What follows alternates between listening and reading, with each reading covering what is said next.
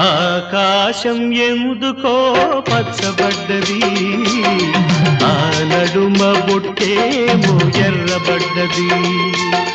ఆకాశం ఎందుకో పచ్చబడ్డది, ఆ నడుమ బొట్టేమో ఎర్రబడ్డది.